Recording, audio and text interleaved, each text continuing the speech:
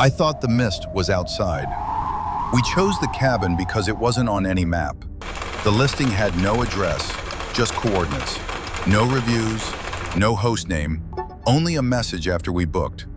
Arrive before sundown. We laughed about it on the drive. My girlfriend, Mara, said it felt like the start of a bad movie. I told her that was the point. We wanted quiet. No neighbors, no signal, just trees and a lake and a weekend where nothing could reach us. The road thinned into gravel. The gravel thinned into dirt. Then the trees closed in so tightly, the sky disappeared. When we reached the coordinates, the cabin was already waiting. Not hidden, not abandoned, just placed there, as if it had been set down carefully. The air was colder than it should have been for late summer. I noticed Mara rubbing her arms, even though the car still felt warm. Inside, everything was clean. Too clean. The kind of clean that feels staged. No dust, no personal items, no photos, no books.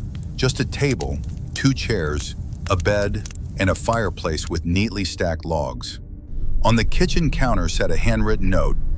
Keep the windows closed after dark. Mara smiled like it was part of the theme. I didn't smile back. We unpacked.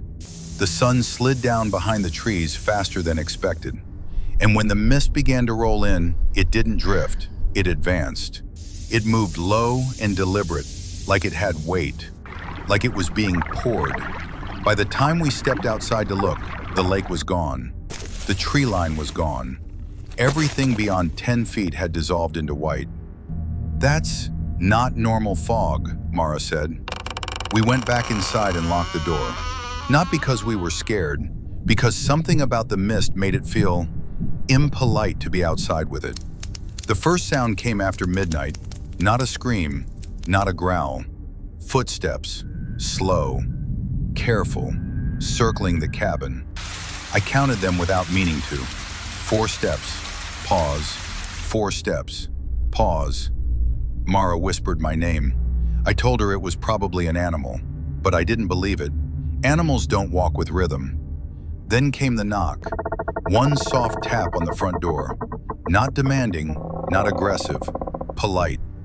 We didn't move. Another knock. Same pressure, same place. From the other side of the door, a voice spoke. It sounded like Mara. It said, "Babe, I locked myself out." I looked at the real Mara. She was staring at the door, her face already pale, her eyes filling with tears. The voice outside said, "It's cold, please." I wanted to answer. My body leaned forward before my mind could stop it. Then I remembered the note. Keep the windows closed after dark. The voice changed, not in tone, in texture, like the sound was being stretched, pulled thin. "I can hear your breathing," it said. The footsteps moved to the window. We backed away. The mist pressed against the glass, swirling like something was moving inside it. That's when the cabin spoke. A low creak ran through the walls.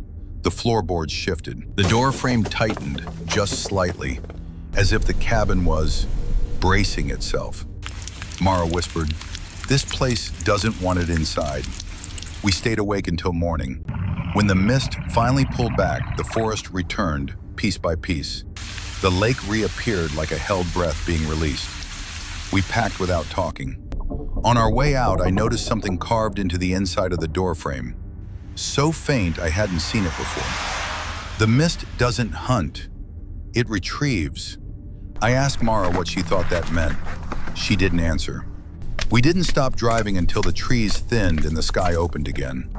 That night, back in our apartment, I found wet footprints on the kitchen floor. Bare feet, too long, pointing toward the bedroom window. And the window was open. The clearing.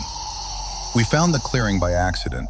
There was no sign for it, no trail marker, just a break in the trees where the forest went suddenly, unnaturally quiet.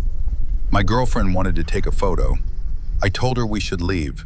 The ground felt wrong under my boots, soft in places, packed tight in others, like it had been disturbed long ago and then carefully put back. There were stones arranged in a loose circle, half sunk into the earth. Some were etched with shapes worn smooth by time.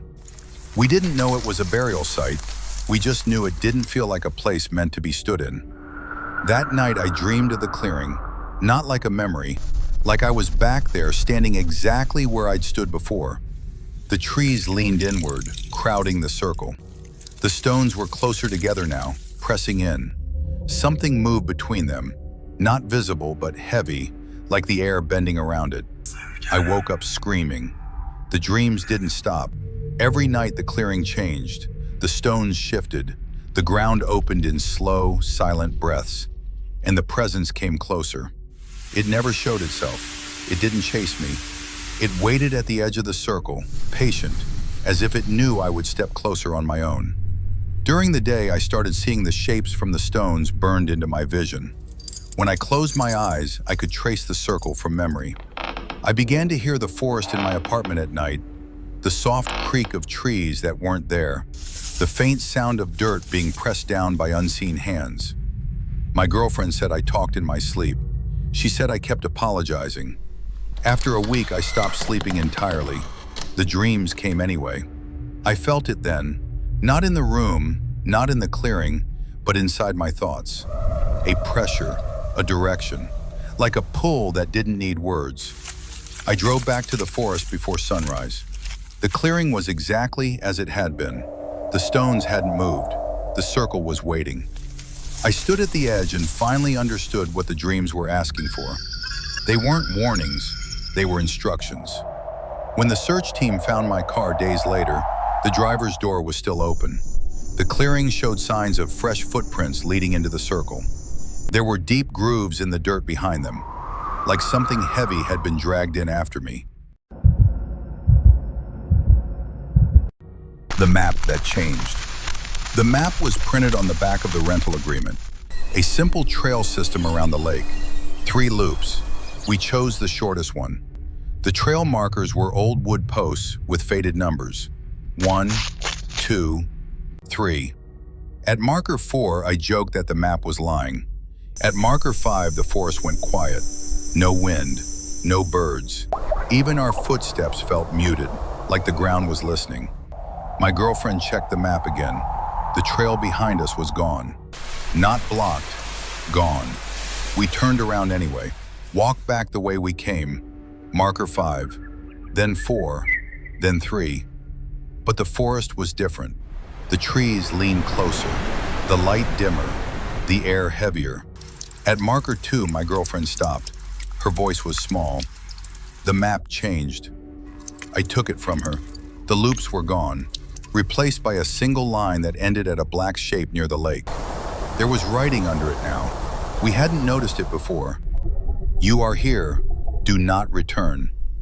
The forest creaked. Behind us, a branch snapped. And somewhere in the trees, something began to follow our footsteps, a half second behind our own.